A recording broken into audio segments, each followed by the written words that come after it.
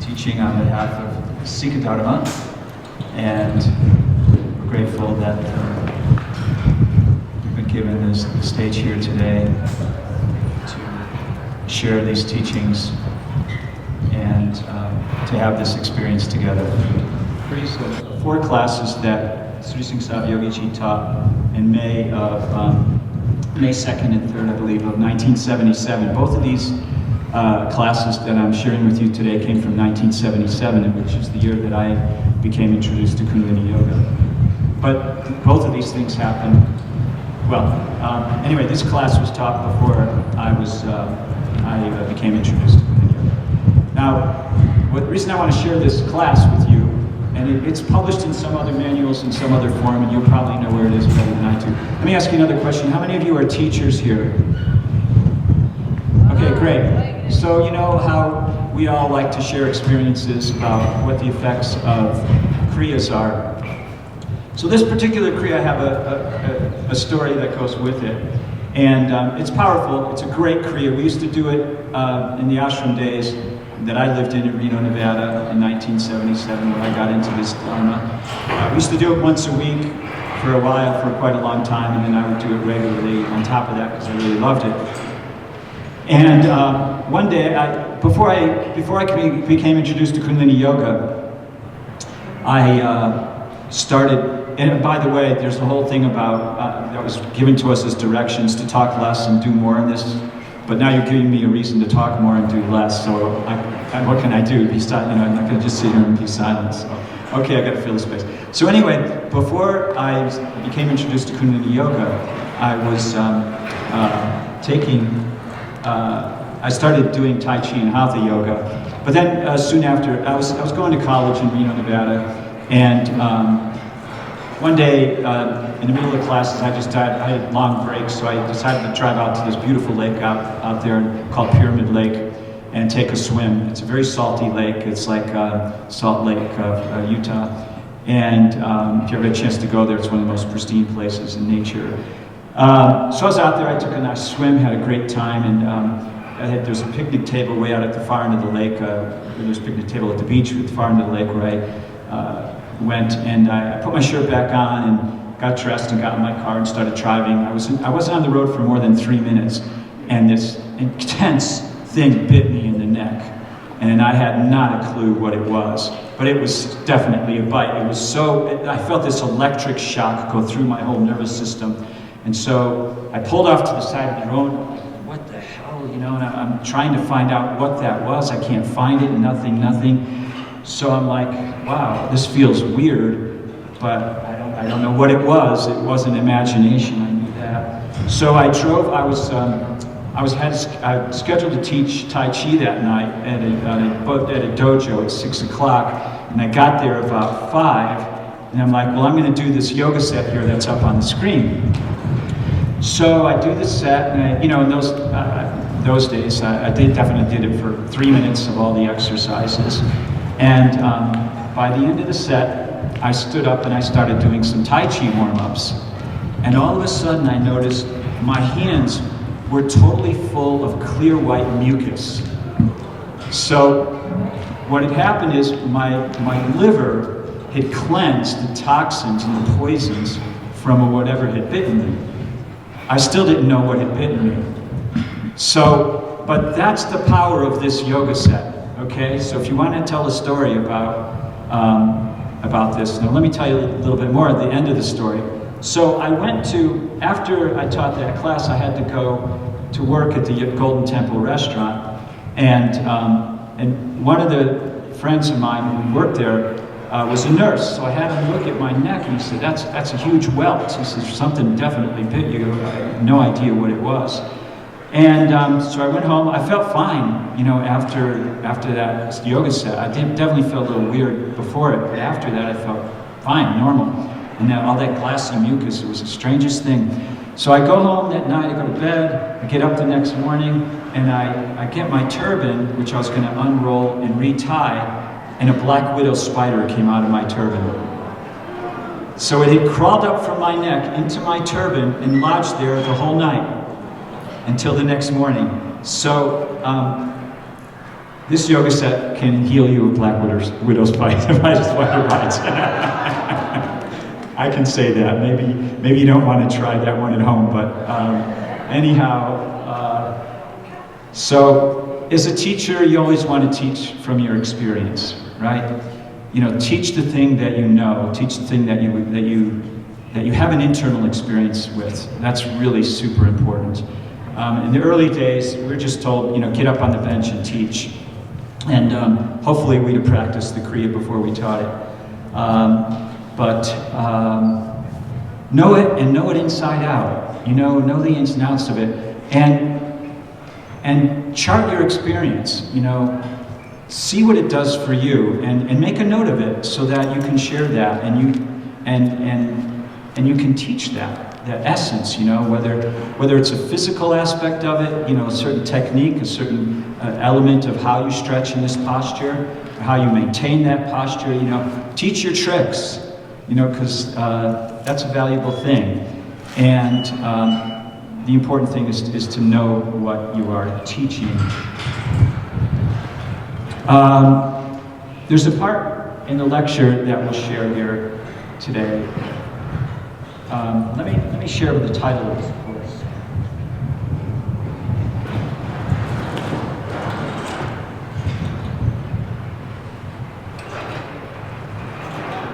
Why do I have to read it? Because it came to me in a moment of inspiration after doing the meditation, and I don't have it committed to me. I know it, but I didn't memorize it.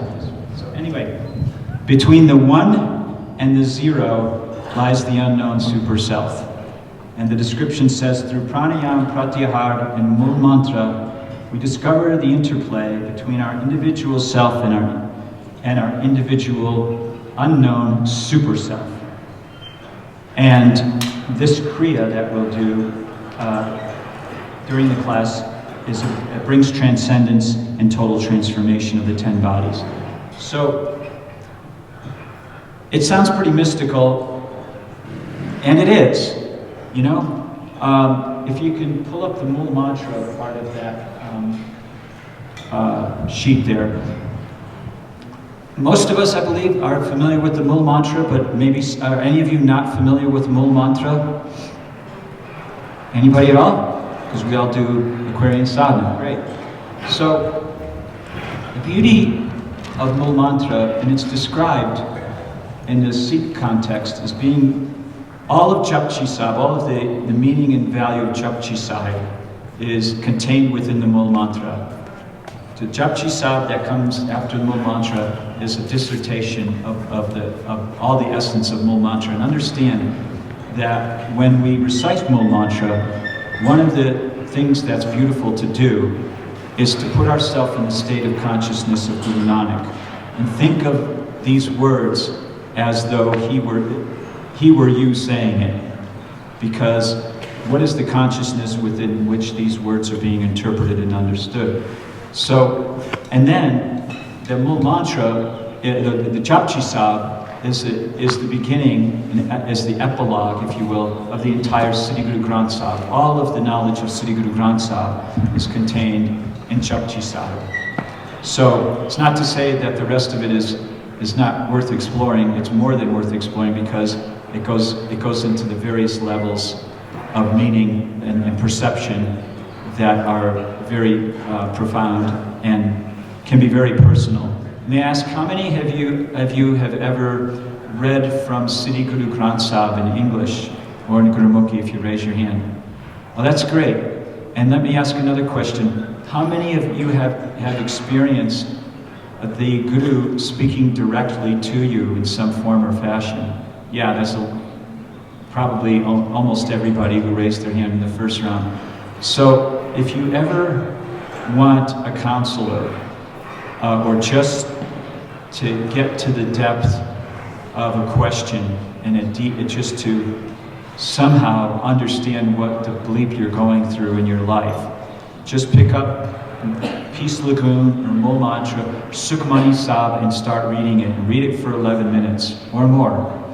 And just see what comes. Because your intuition, those words, even in English or whatever native language you speak, those words will transcend your mental barriers of your subconscious, and they're going to go right in, and they're going to speak to you from a place that is your higher self speaking to you. You'll be able to hear your higher self speaking. It's your own voice, for that matter. And speak out loud. Say the words out loud, and listen to your own voice speaking these words, because they come back to you in a unique way that is unique to the time that you're living in, the space that you're experiencing, the emotional state, all of who you are at that particular point in time is zeroed in exactly to where you are. And you've got direct GPS to the Guru there. So this is why we call it a living Guru, because as Sri Singh Sahib Yogi Bhajan explained, he said, why people used to come to him and say, why don't you be the Guru? Why don't you act like a Guru? Or, why don't you consider yourself the Guru? And he said, why would I do that when I have the greatest Guru on earth that is beyond time and space, that it can go anywhere, be anywhere, and why would I not want to share that with my students and with everybody in the world, for that matter? So it's not a religious thing. It's not about becoming a Sikh or it really has nothing to do with that at all. It has to do with the power of these words. And maybe it works for you. That's great. And maybe it doesn't, and that's okay. If you can open yourself up to it, though, it can be quite extraordinary. And it may not happen every time, but the more you do it, the more it tends to come to you and to be with you. And they say, whoever or whatever you spend your time and space with, you become like that, right? That's why the satsanga, which we call the company of the ones who practice truth, live truth. We used to say the company of the holy. And that's why it's so important. And that's why it's said, you know, if you're gonna make a major change in your life, you're gonna have to get rid of some of your friends. Because the people you're hanging out with are not the people you need to be with in order to make that change. You know, and so where you spend your time, who you spend your time with, has everything to do with who you want to be and who you become and who you are, right? At every given moment. So there's probably not, I mean, for me, I can only speak for myself, there's no higher vibration to spend my time with than the Guru, the Sri Guru Granth Sahib. And that's why we have these mantras, so we have these meditations and the Sikh banis, the Sikh prayers and the words of the Guru. If you have an opportunity to read in the Sahaj Path, try it out.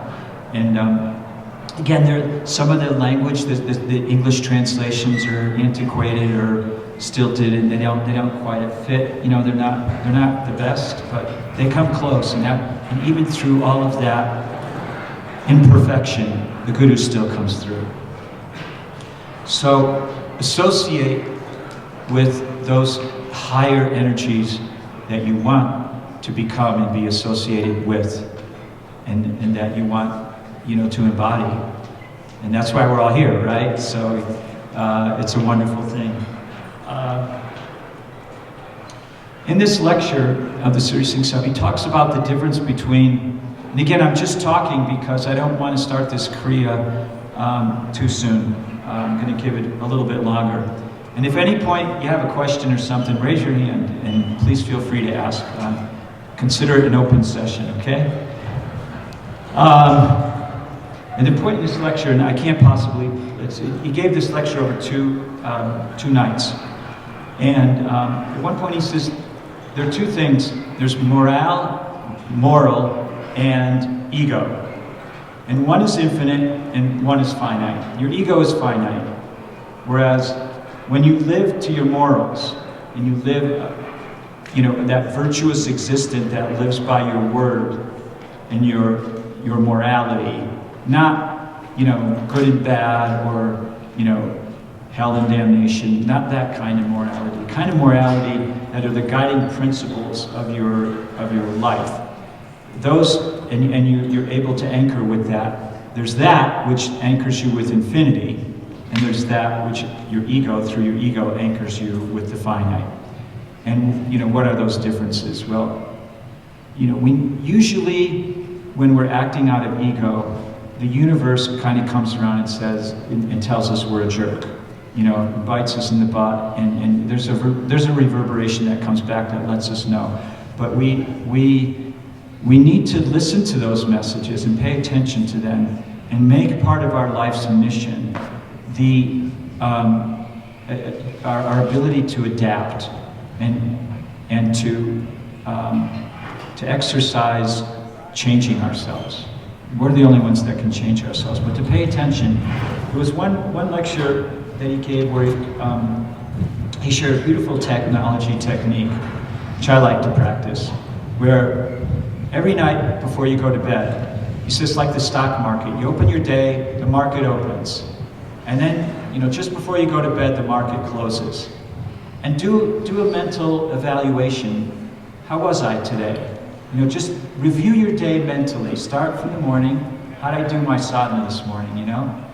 How did I do at work? How did I do with my relations, my family, my friends, my anything, you know? How did I do with, all the things just look like a movie.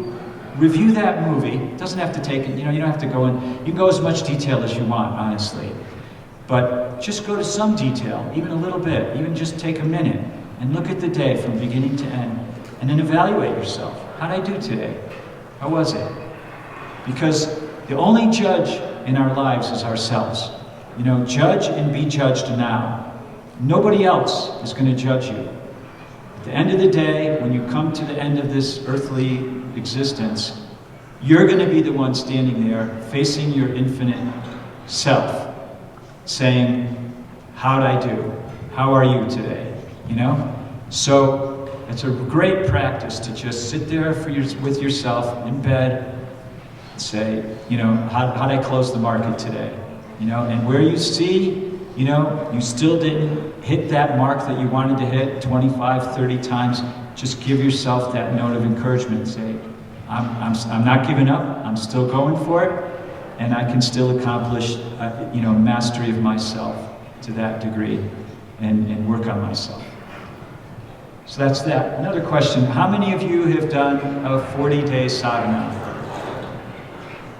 Okay, great, keep your hands up. How many have done a 90-day sadhana? Okay. How many have done a 120-day sadhana? And how many have done a 1,000-day sadhana? All right, awesome. So it's all awesome.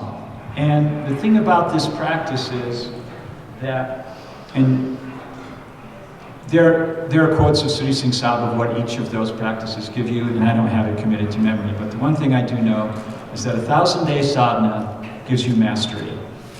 Okay? And I'm going to encourage everybody to pick something that you like in this spiritual practice of yours. One of your yogic and meditative practices. And go for it. Go for a 1,000-day sadhana. Because what you will experience is something, what happens is that meditation, whatever it is, becomes you. And that's the mastery part of it. There's no separation between you and it. It literally consumes you in some form or fashion.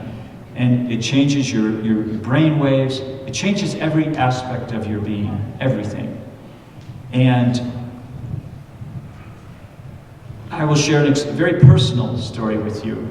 I'd done several, in our days, oh, by the way, and I keep going on, thank you for, I'll interrupt myself as much as I like, I hope you don't mind. So, we started this class chanting, and it reminded me, in the early days, all throughout Sri Singh Sahib's classes, we always would chant before he came.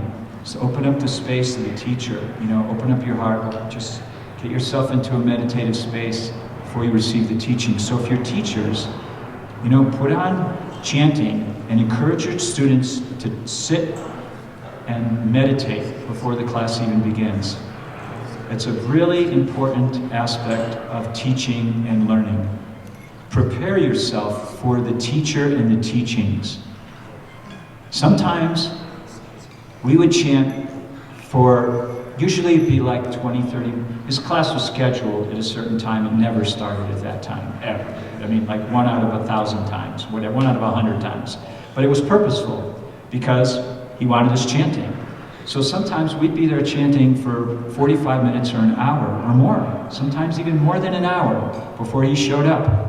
And it was like, he was probably doing something, he didn't, I don't think he was like just, trying to, he had things to do and he showed up when he showed up. And it was great because we'd be there and we meditated and the whole vibration was set.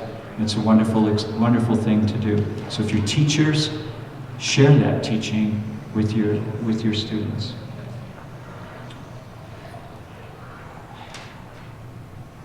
So when he taught, we used to, and you are the teachers. I'm talking about Sri Singh Sahib Yogi Bhajan, but I will tell you from my experience of him, he didn't care about being the greatest, living teacher on the planet. You can think he was, or you don't think he was anybody. It doesn't really matter to him. What mattered to him did, because all he cared about was pouring out these teachings so that you and we could benefit from it. That's all that mattered to him. And he said it, be 10 times greater than me. He meant be 100 times greater than me. Any teacher would want that for their students. So how do you get that? So he would tell us, okay, after he teaches a certain class, not everyone, he'd say, okay, do this for the next week till I come back. Or do this for 40 days, or do this for 90 days, you know, and maybe you did it, maybe you didn't, you know, a lot of us did, a lot of us didn't, but I will tell you from those experiences,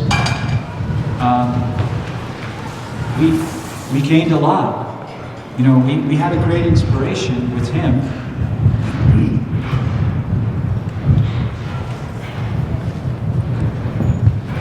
What?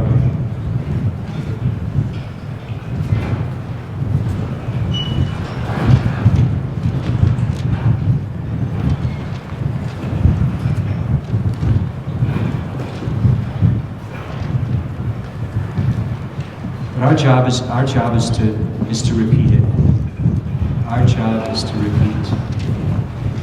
We studied French in high school, and the thing was écouter et répéter. You know, listen and repeat, listen and repeat, listen and repeat. Part of that is experiencing and then sharing. Experience and share, experience and share, experience and share. And the teachings, you know, I was really quite nervous before I came up here today. And then I did a sound check, and I started to, I'm like, I'm just going to chant and let the teacher come in. And it totally changed everything for me. You know, so we all have that. Just, it's not us that's doing this teaching. It never is. It's the teachings that are coming through us. And the impact of that is greatest when you are original and authentic in sharing your experience and coming from the heart, which is where the teacher comes from, and really mean it.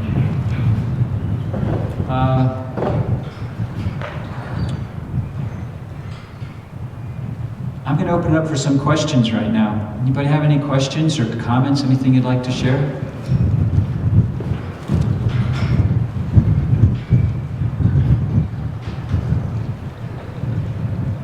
Or is something you want to say? Yes? Can somebody repeat that?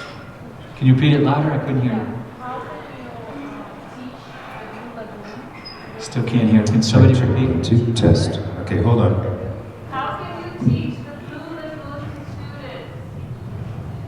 students? Go ahead. Bring her the mic, please. Thank you.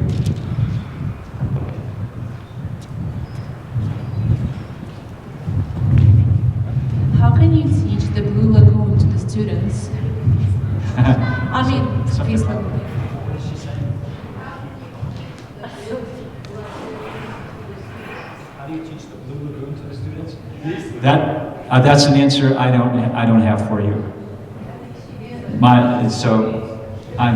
What's that? The Peace Lagoon? How do I teach it? Or how do you find? So in the Sikh Dharma, thank you. I understand your question now, I believe. So in the Sikh Dharma area, in the bazaar, we have a book, we call it a Nitnam. It's a sacred compilation of the writings of the gurus. And it includes the 5 prayers that Sikhs read every day. And Peace Lagoon is the English translation for Sukhmani, which means peace. And Sukhmani Sahib is one of the prayers, the longest prayer in that little compilation. So you can buy that, purchase it here, and just treat it with respect and reverence, because those are sacred words. And if you read Sukhmani Sahib, a lot of Sikhs have the practice of reading that individual prayer in English every day. It'll take you more than an hour to do it, but all that by itself is wonderful. What I started to share with you about the meditation interrupted my own thought and now remembered. So before I got an inspiration to do, so we had this men's course once where Yogi Bhajan had all the men write down their personal profiles through a series of questions, their mental profiles. And we were to send him this writings that we did virtually all day, and he was going to send back our profile and give us a meditation. And for me, he wrote back a letter saying that I should do Jap Sap every day, which is one of these 5 prayers of the Sikhs. And so I had been in the practice of doing bowing Jap Sap, and I had decided which is something we did in Kiran's class this morning, those of you that were there. And you may be familiar with it. So I decided, okay, I'm gonna go for a 1,000-day meditation of this. And I started a journal. And this is the very personal part of the experience. And so as I was journaling, day one went by. That was difficult. I did it. It was whatever. I don't even remember what I wrote on day one, day two. But by the time day three came around, my negative mind was at its best. And it said, why do you want to keep doing this anyway? You might not even live 1,000 days. So that's how insidious our minds are. And some of you heard me share this story last year when I spoke. So forgive me for repeating myself. But your mind is going to come up and confront you no matter what positive thing you try to do. And you need to confront it back. And that was the point where I said, you know what I said back. Because I'm not going to pay any attention to this. I'm going to do it anyway. And that's what it takes. You got to tell your mind, shut up. And if you don't, then your mind's in charge of you. And that's the essence of these teachings. That's what the Raj Yoga is all about. Let your mind be your servant, not your mind. As soon as your mind confronts you, you are being subservient, and you're in duality at that point. And it's painful to live in duality. It's not a good space to be in. How do you confront your mind? Chant, meditate. And when you hear that negative thought come up, chant the mantra that cuts through it. That mantra cuts through all thoughts. Ik Onkar, Satguru Prasad, Satguru Prasad, Satguru Prasad, Ik Onkar. 5 times. Any negative thought comes up, you want to get rid of it, chant that mantra silently or out loud 5 times. It's gone. You've cut through it. It's a sword. It said don't be negative after that. It just means don't doubt it. Don't doubt its power. Don't doubt its effect. So let's, if you will, play the opening of the lecture. We're going to share the. Before we do this, I'll share one more thing. So I was introduced to Kundalini Yoga in August of 1977, and soon after, I took a few yoga classes at the ashram, and then started to go to morning sadhana. But only about a week or two after I had started going to sadhana, and I wasn't going every day, I would just go like whenever I managed to get up and take a cold shower. But the teachers of the ashram said, well, next week you've got to come back every day, because a special person, a special minister of Sikh Dharma is coming, Vaisab Gurudeva Singh, and he's going to be here, and you got to come for that. So that week I managed to show up most of the week, but he taught this Kriya that we're going to practice. And as I shared last year, it's called Kayan Kalab Kriya. And Kayan literally means body. The word Kayan is in Japji Sahib, and the literal translation is body. But Sri Singh Sabji, Yogi Bhajan, describes it as, it's not just the physical body, it's all of our 10 bodies. It's all of our bodies. So Kayan is our whole essence that's in the physical format. And Kalab is transformation. And it's unfortunately misprinted and mistransliterated in the text. It's said Kadak, but it's incorrect. If you listen to him, I hope we have that part of the lecture. He says it very clearly, Kayan Kalab Kriya. Okay? So this is the Kriya that has the capacity to transform all of your body, your entire being. And so one of my most memorable experiences early on in this Dharma was the experience of practicing this Kriya 31 minutes in the morning for sadhana. And I honestly believe that I would not be here speaking to you today were it not for my having experienced this meditation. Because my experience of it was the first time I ever experienced myself, my own being. I knew who I was for the first time. I had a glimpse of it. And it was so magnificent and with no ego reference whatsoever, that thank God that experience has been with me all this time. So it has that power. And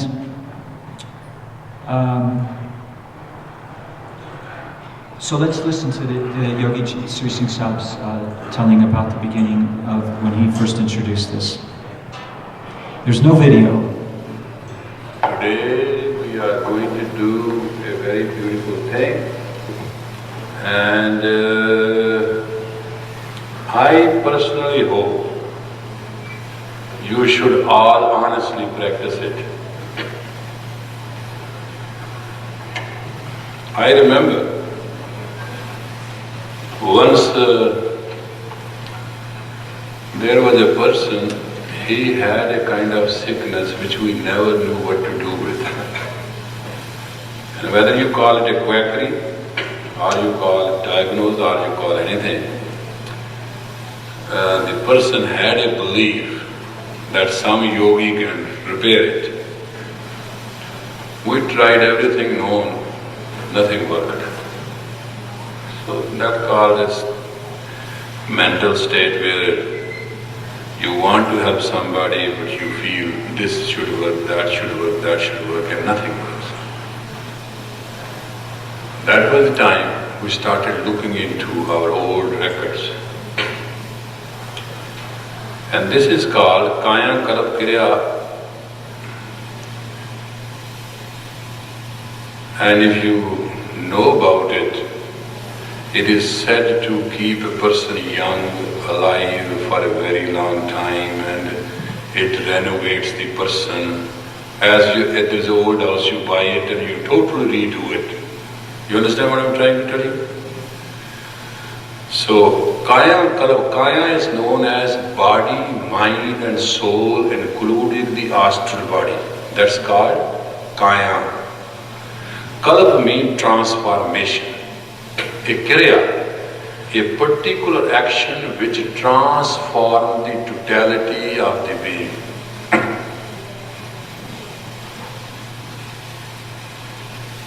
You understand? So idea is to do it under my presence so that you may just have the very gist of the experience, whether you feel something or it just looks like a bogus situation. Okay. So there are three versions of this Kriya. He taught two of them in consecutive nights. I'm going to explain this. We're going to actually do it with him on the first version.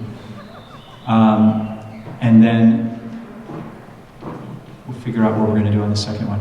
Anyhow, we're chanting Mool Mantra, and this is where the one comes in, okay? Mool Mantra starts with the word ik, right? It's a number, it's one, okay? I have a quote here. I do want to share. Ik Omkar is how it starts. One, he called it Trikari mantra. It's a triple mantra. Ik, Om, Kar. Okay? And unfortunately, we don't always get that right, especially in the English translation. So it's ik. Say ik. Okay? Om, Kar. Okay? So ik is the one. The one. It's the one of everything. Okay, all. And he described, well, Om, right? We chant Om, we chant Om. Om is the whole creation, right? It's the entire universe that we know, right? And it's actually all the universe we don't know. And then there's kar, which is the creation, okay? That which we can see. I was looking for a quote. Let me see if it came to me, because I love this. Bear with me 1 minute. Yeah, here it is. Let's see if I can find this.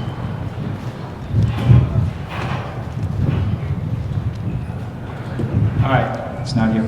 So I like to dabble around with quantum physics, and I just read an article about the 3 elements of nature. There's the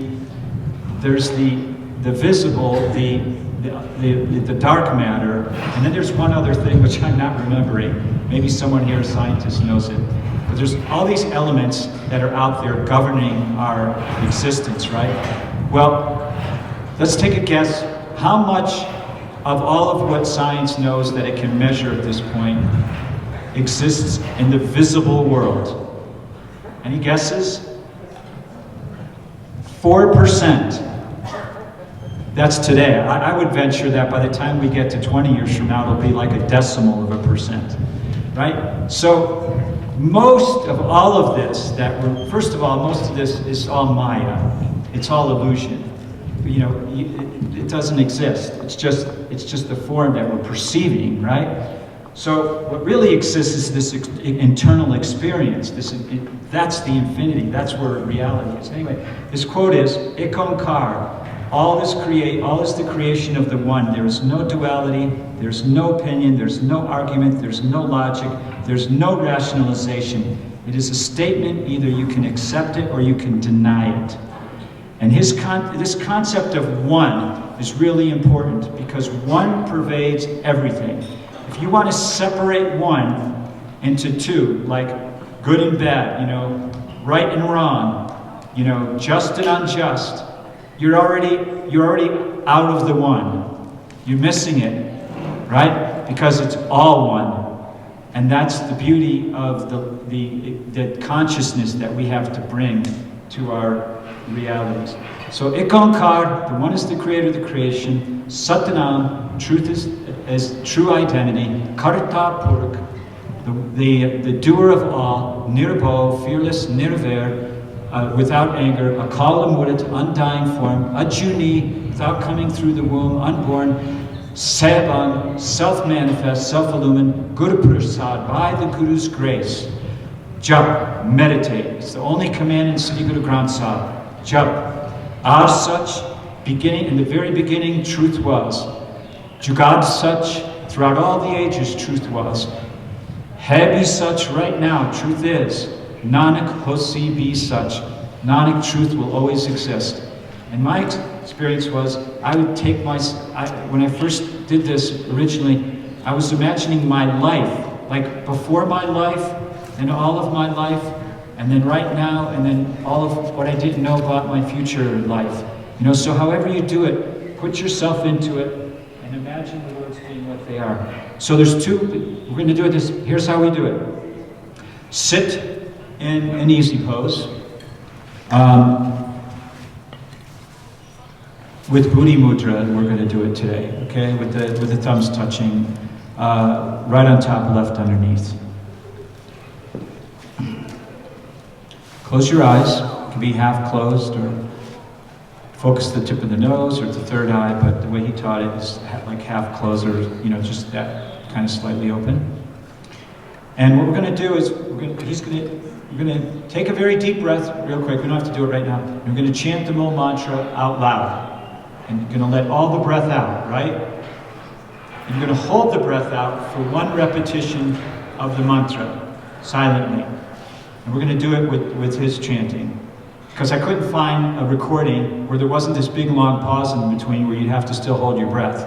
So that doesn't work, because you don't want anybody passing out. And we're doing this version first, because this is easier, okay? But you really should do this on an empty stomach. And it's great to do just before bed, he said, because it will give you a really beautiful, peaceful sleep. So, we got it queued up to that point, my friend? Thank you. Okay, so once more, okay, what you're going to do is, let's start it, and I may ask you to stop. Mool Mantra. naturally I would like to share with you the same way. Procedure is, when you think of a good thought, then you breathe in very slowly, long, deep breath. Okay, so the direction I was, the very beginning, there's a whole story to this, how he learned this meditation too, and I'll tell that in 1 minute. What happened was, he wanted to learn this meditation, and his teacher said to him, go and find this man, he knows this meditation. And he spent 6 months finding the person that his teacher referred him to teach him this meditation. When he got to this man, the teacher said, the man said, who sent you to me? And he said, my teacher. And he named his teacher. And he said, why did he send you to me? He's the one who taught it to me. So Yogi Ji went back after, and he studied with this guy for a couple of weeks. He went back to his teacher and said, why? Why did you do that to me? I could have learned it from you. He says, no, you have to understand that some people, practice everything. This guy practices this one thing, and he's the guy you need to learn it from, so you can learn the ins and outs. So the first thing is, think a positive thought. Sit in an easy position, think a positive thought.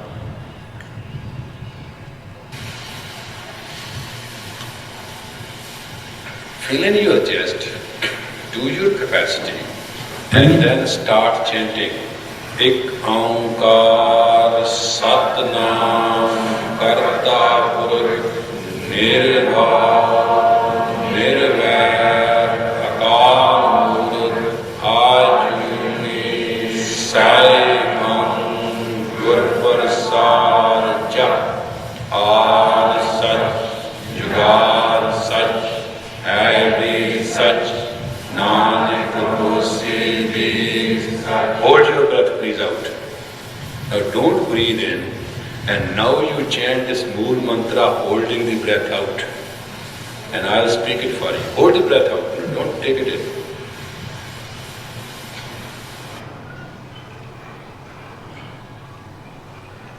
Okay, inhale. Okay, I'm going to actually do this with you because for me, that's a really long chant and it's really hard to do, and we're here at a high elevation. So again, to answer your questions, dear ones, you chant the mantra all in one breath out, which means you have to kind of keep pulling your navel, and I'll tell you a little trick.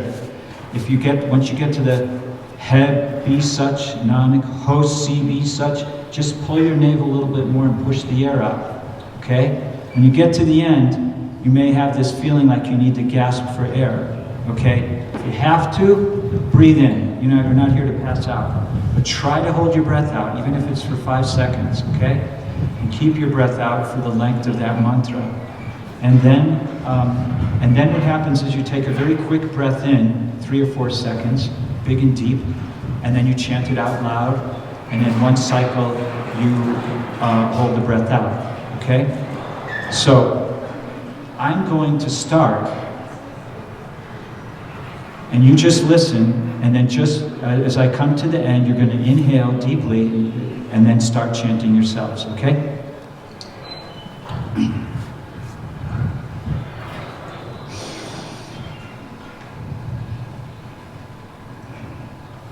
Ik Ankar Satnam Karta Purakh Nirbhav Nirvair Akal Murukh Ajuni Saibang Prasad Jap Ad Sach Jugad Sach Hai Bhi Sach Nanak Hosi Bhi Sach. You chant. You chant.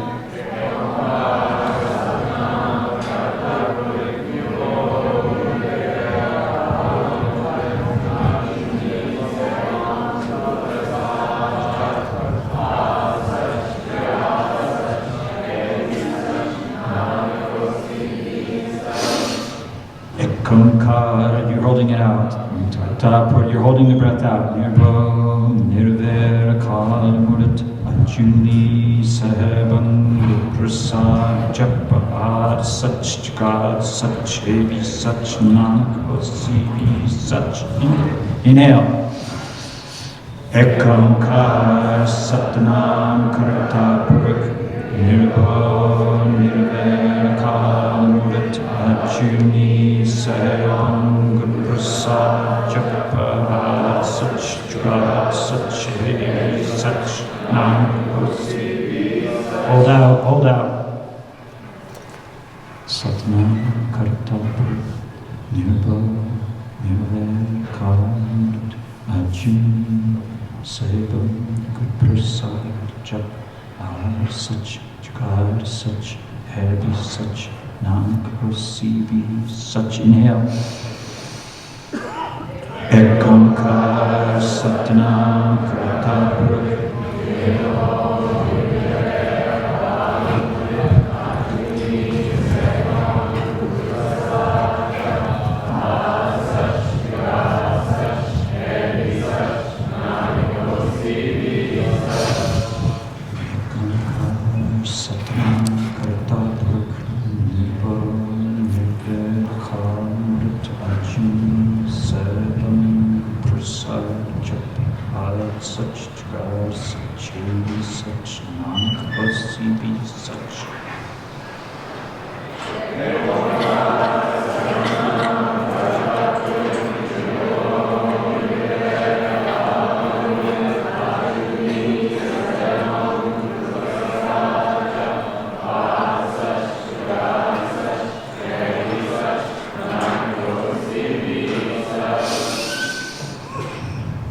Kankar Satnam Karta Purkha Nirbhav Nirvekant Juni Sarvam Prasad Japa Ar Sach Jugad Sach Hai Sach Nanak Hosi Sach.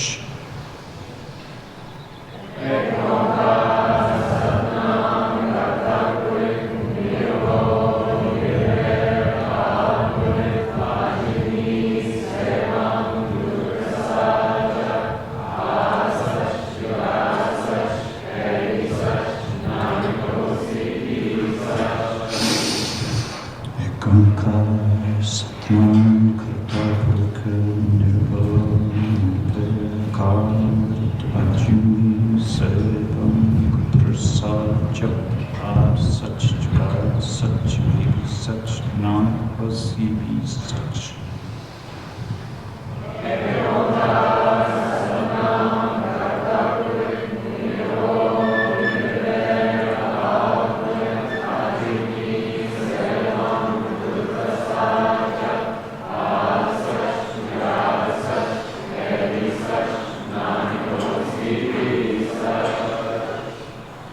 Kankar Satnam Karta Purkha Nirbhav Nirvekant Ajuni Sarvam Prasad Japa Ar Sach Jagad Sach Hai Sach Nanak Hosi Sach.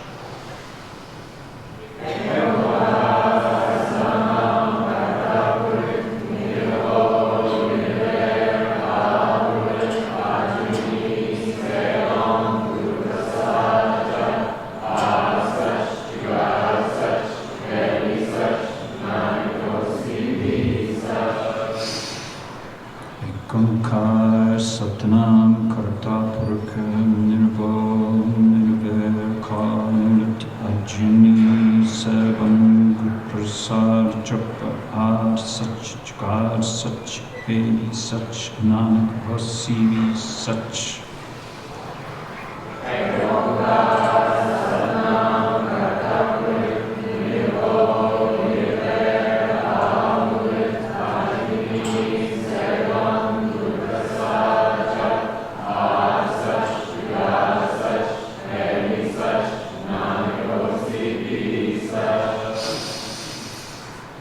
Kankar Satnam Karta Purkha Nirbhav Nirvekant Ajuni Sarvam Prasad Japa Ar Sach Jagad Sach Hai Sach Nanak Hosi Sach.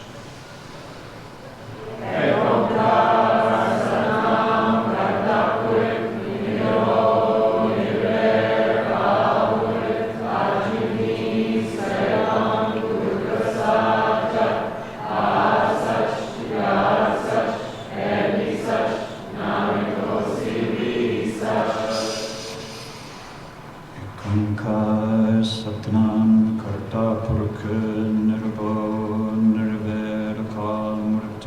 Ajuni Sarvam Good Prasad Jap Ad Sach Jagad Sach Hevi Sach Nanak Hosi Vi Sach.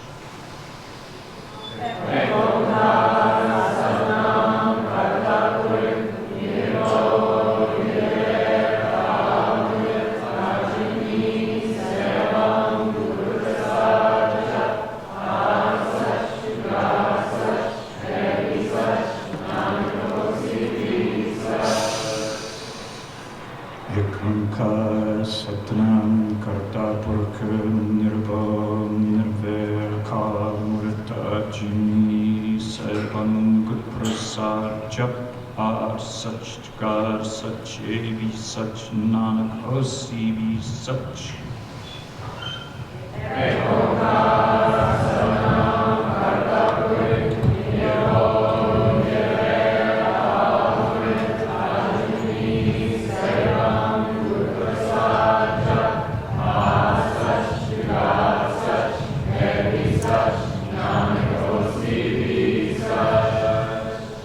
Ekankar Satnam Karta Purkha Nirbhav Nirvair Ajini Sarvam Good Prasad Japa Ad Sach Jagad Sach Evi Sach Nanak Hosi Vi Sach.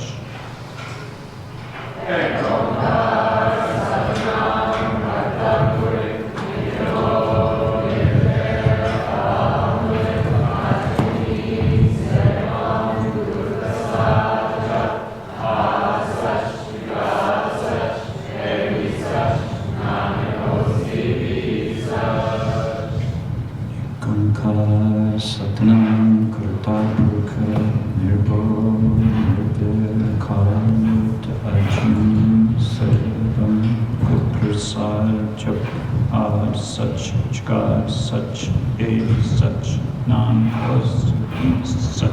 Inhale deeply. Hold the breath. Inhale deeper. Fill your lungs up. Stretch your arms up over your head and shake vigorously. Exhale. Keep shaking. Keep your arms out. Inhale deeply. Hold the breath. Shake, shake, shake, shake, shake. Shake your whole body. Exhale powerfully. Inhale deeply. And last time, keep shaking, and let it go. Okay. How'd you do? Was it difficult? Couldn't do it? It's really difficult. Go ahead, Prasad, what's your question? Yeah.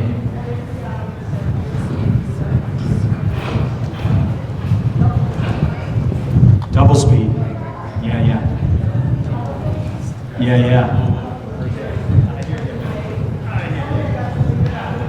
It takes practice.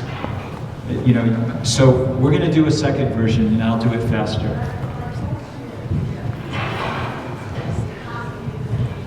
No, it doesn't. Does it have to be at that pace? No, definitely not. Do it at your pace, but train yourself and practice on extending it. It's not like it's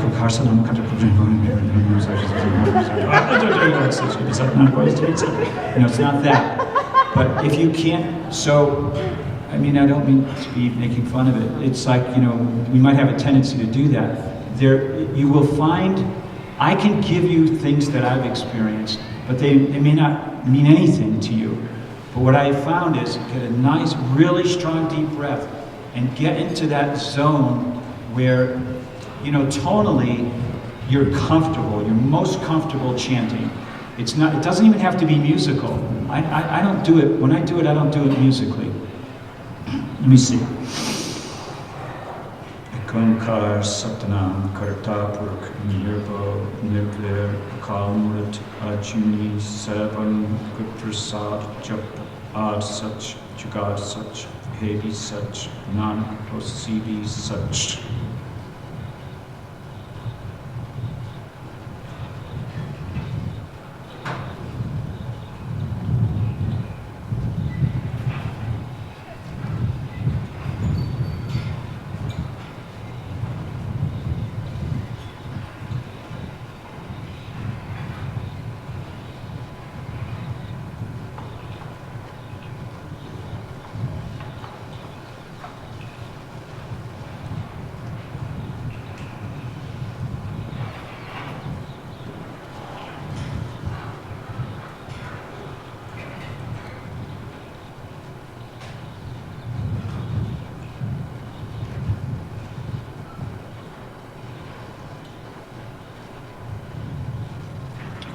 Ekonkar Satnam Karta Purakh Nirbal Nirvair Akal Mrit Ajuni Sarvam Prasad Japa Sach Jagad Sach Vedi Sach Nanak Hosi Sach.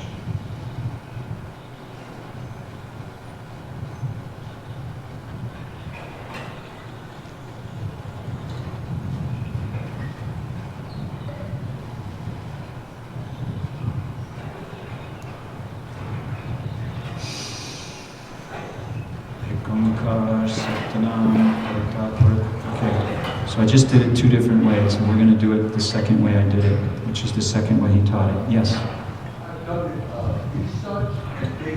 B. Mool mantra is B such. Be such is another mantra. Okay?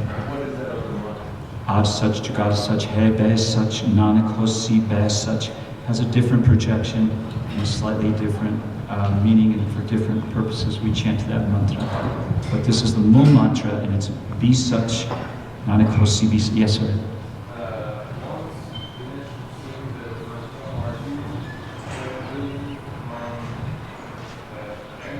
Yes.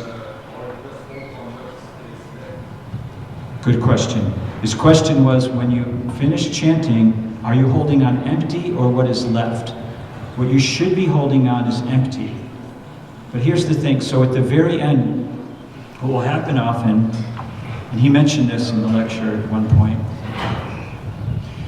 Ekonkar Satnam Karta Purakh Nirbal Nirvair Akal Mrit Ajuni Sarvam Prasad Jagad Sach Jagad Sach Vedi Sach Nanak Hosi Sach.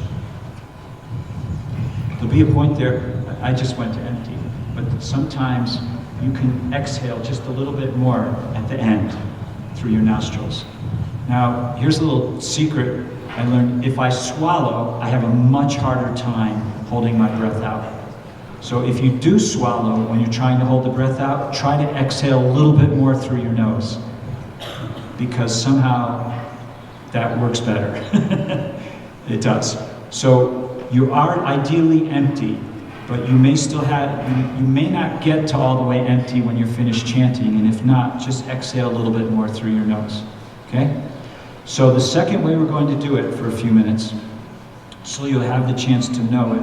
And one way you can teach this, he talks about it, there's a link to this lecture in the QR code, the notes for this class, okay? So please get those for yourself, especially if you're teachers. He talks about, there's a fun way you can do this with people in pairs. Or you can do half the class chanting while the other half is listening, you know? And you can also do it three ways. So this next version we're going to do is three, okay? So the way it works is, you inhale very long and deep as quickly as you can, you know, like in that 3 or 4 seconds. And then, oh wait, let me make sure I get this right. Well, there's different ways to start. So let's do it this way.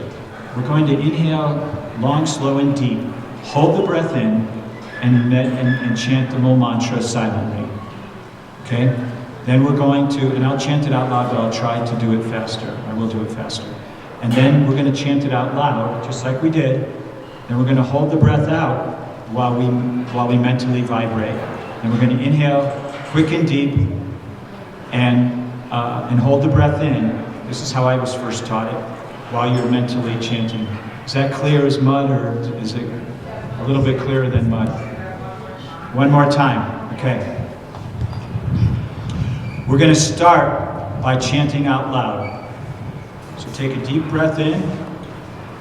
Let's do it together. I'll give you the directions. Ready? Inhale deeply. Exhale. All right, now think a positive thought. Okay, inhale deeply and chant Mool mantra. Satnam Karta Purakh Nirbal Nirvair Akal Mrit Ajuni Sarvam Prasad Jagad Sach.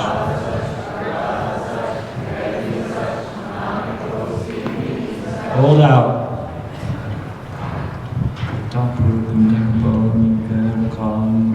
Ajuni Sarvam Prasad Jagad Sach Jagad Sach.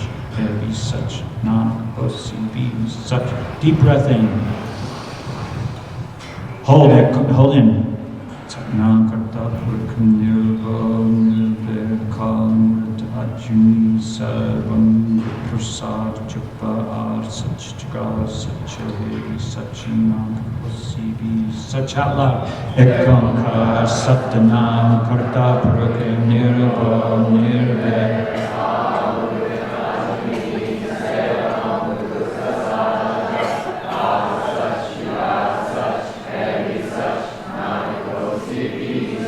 hold out.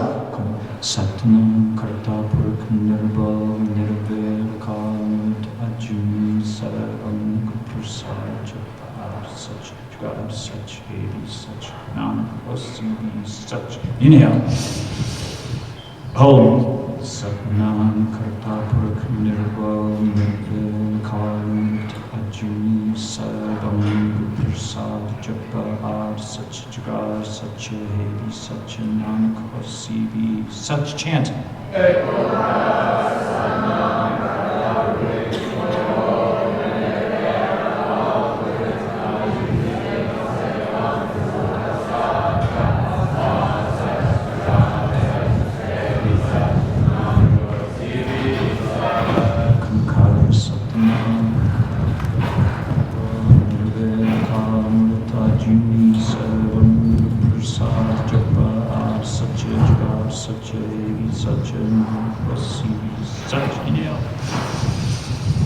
Hold it. Kumkar Satanam Karta Purkha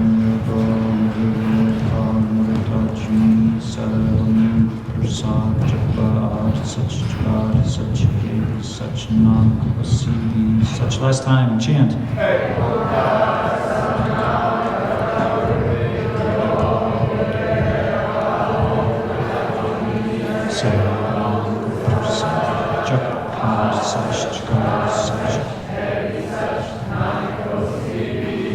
Hold out. Ekam Satnam Karta Purkha Nirvana Ajuni Sarvam Prasad Japa Sach Jagar Sach Hevi Sach Nanak hosi be such. Big deep breath. Don't chant. Inhale. Inhale deeply. Hold the breath. Hold the breath, and raise your arms up. Shake your arms. Shake, shake, shake, shake, shake. Exhale, keep them going, keep your arms shaking. Inhale once again. Shake, shake, shake, shake, shake, shake, shake. Exhale powerfully. Last time. Inhale deeply. And shake it out. And relax. Okay. I'm going to read some final notes that he said after this, and then we'll have a chance to talk about it a little more. It says, holding out this breath within that space, it brings back from the veins all the blood. Then the lungs become kind of a vacuum. So they push all the blood back home. This way, there are a lot of diseases which you have. I do not know what they mention in the ancient texts he's saying there, but they think everything is taken care of. How? I think it's better you experiment yourself.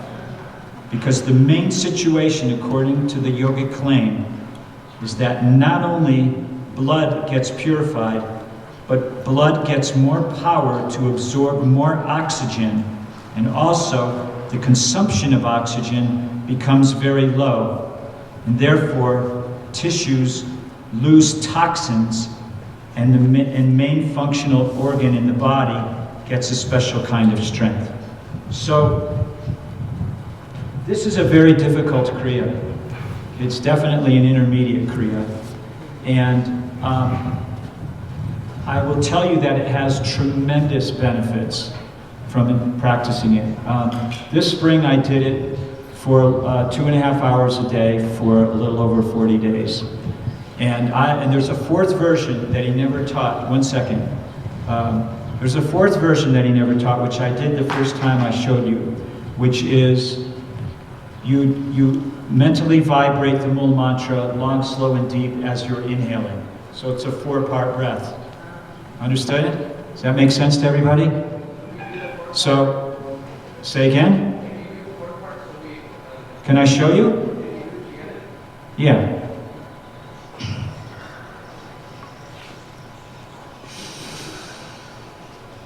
Ekankar Satnam Karta Purukh Nirbhav Nirvair Akal Mrit Ajuni Sarangut Prasad Chapar Sach Chakar Sach Hevi Sach Nanak Prasivi Sach.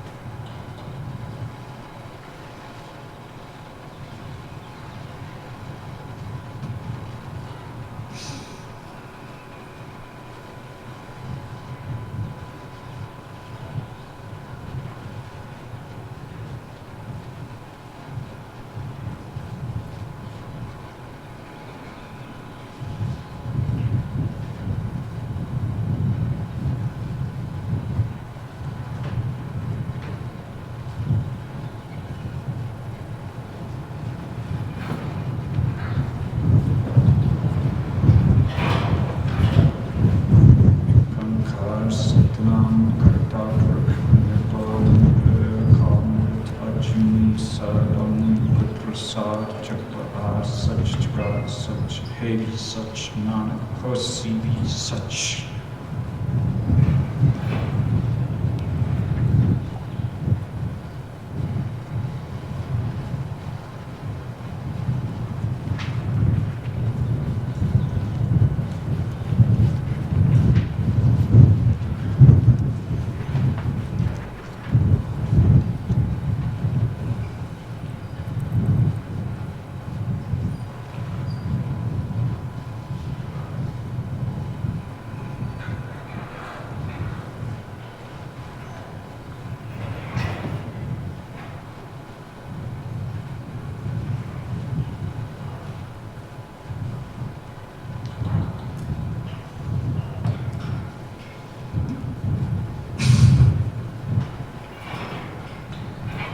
Does that make sense? Do you understand? Okay. So, and it's more difficult at a higher elevation. But what I want you to know, and I want to encourage you to try it and to practice it and be patient with yourself. So the title of this course is about Pranayam and Pratayahar. This meditation has both. Pratayahar is when you zero yourself. Okay? That's where the breath is held out. You've got to get to that place of zero, that place where you empty yourself, where the anxiety, the fear, the tension, the nervousness, whatever it is that's irritating is going to come up. But you've got to still it. And you can do that by holding that breath out. It also lowers your blood pressure, by the way, which is a good thing. It won't make it too low, but so that's the shunya. That's the pratyahar. Pratyahar is when you zero yourself. So this meditation has both. When you inhale, you've got all of the one. You've got the entire universe. That's the pranayam. That's the depth of the whole expansion of the universe. You're out there. You've got everything is contained within that breath. All of it. Your whole being is extended out into infinity. And then you're chanting out, and that's the hardest part of all, by the way. Well, I think it is, because if you can figure out how to chant out in that one breath by pulling your navel slow, steady, all the way through, it'll be easy to hold your breath out because you haven't forced it out. You haven't gotten to a point where you feel like you need to gasp. So there's a way that you will teach yourself how to chant in your own voice, and you'll hear your own chanting and you'll find you lower your tone, your voice will lower. You get into that state of relaxation, and then holding the breath out is almost natural, and you will literally get to a point where you don't remember whether your breath is out or in. And that's how good it is. That's how good it can get. So the emptiness, the law of vacuum is there is no vacuum, right? There is no vacuum. So you bring yourself to that point of vacuum, but but you can, that's how the yogis breathe. That's how they can go for, days and weeks without breathing. It's all that out, because you can live on the oxygen that you've already got. And it's there, and we all have it. We all have that possibility in us to develop that strength. And as he says, that the ability to oxygenate our own blood, and it's extraordinarily healing. So the hardest part is practicing the chanting out loud and not having to breathe in before you get to the end, and figuring out how to regulate that, so by the time you get to the end, you're not gasping for air. And the way to do that is just very subtly chant from the navel, and let it's a slight pulling in. It's not even physical. It's more diaphragmatic, I think, than even the navel. It's a diaphragmatic, slight, just constant, pulling in. It's like a singer's thing. You're like sing, but you don't have to sing. Chant it. Chant it I like do it in a monotone. That works best for me anyway. That's why I don't want to do it. I wouldn't do this meditation to a tape. I would do it in my own pace. And I'll tell you, cheat all you want. Please, cheat. Because if you don't cheat, you won't ever succeed, and you'll never do this meditation. You have to cheat. I find myself some mornings where I can't even get through saying it out loud and holding my breath out. I can't do it. And then I have to just coax myself, all right, calm down. You're going to do this.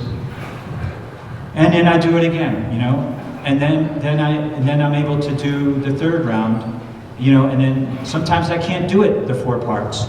But I was taught, the way I was originally taught was the 3 parts. Oh, and last story I'll share with you, and then we have to go. For those who came to my class last year, I shared this then also. But I love this Kriya, because I shared with you in the beginning the experience that I had from it when I was blessed to practice it for those few days when I first became a student of Kundalini Yoga. Then I lost it. And I never knew where that Kriya was written. I never practiced it again. And sometime about 2018, it might have been the end of 2017, I don't even know for sure, but it was around 2017, 2018. And Sikh Dharma says spirituality is taught, it's caught, it's not taught. And you'll find you get these intuitive inspirations in your practice, where you get a thought, you may have to do that, I'll do that Kriya, I'll do this meditation, I'll do this Pratayahar Japji 11 times. And you may not listen to every one of those, but pick up one and do it for a week or 40 days or whatever. So I just thought, I gotta do that Kriya again. But I only had my memory of, it must have been 40 years since I had done it, literally. And I'm like, okay, I think I remember how to do this. Just put myself in the position, I started doing it every day. He's taught it 31 minutes. You could do it, and when we first did it, when I first practiced it, was 31 minutes. Do it 11 minutes, do it 22 minutes, do it 15 minutes, do it 11 minutes, do it 31 minutes, do it 62. You can build it up. You can build it up to an hour and a half, 2 hours, 2.5 hours. You can do it in segments. Wake up in the morning and do it for 11 minutes, do it 11 minutes before you go to bed. He said, especially if you do it before you go to bed, it has a special celestial effect. But I just started practicing it, and I was doing it for about a year, and then I found this Kriya written out, and it is, I put the copy of it in these notes. I found it written in the Japji book. It's the Kriya that was taught along with Mool Mantra. And I felt like, oh, my best friend. I found my best friend. So, and you will find these Kriyas, these yoga sets, they are friends. Love them. When you practice them, there's parts of you that will change, that will never be the same. And I'll tell you, if you don't practice that thing even for 20 years, something will happen that will come up, and that Kriya, that meditation will just kick in without you even be conscious of it. The effect that you have from it, what you learned, what your nervous system went through, what you gained from that would just be automatically there because you practiced it. And even if you, yes, sir. The note My notes? My notes, you'll have to get the recording somehow. I don't know if we'll have the recording. But the link to both lectures that he taught are there, I believe. At least the one for sure. So you've got all that. And then, okay, let's sing Been a Long Time Son. And Sri Simon's going to teach us Summer Solstice. Been a long time, sun, shine upon you. All of surround you, and the pure light within you guide your way on. In a long time, sunshine upon you. All love surround you, and the pure light within you guide your way on, guide your way on, guide your way on,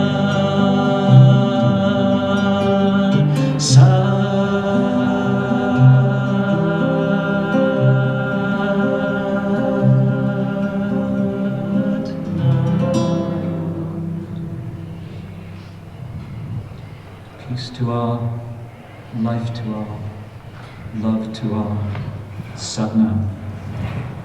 Guru Surya, I didn't get your question. You got it?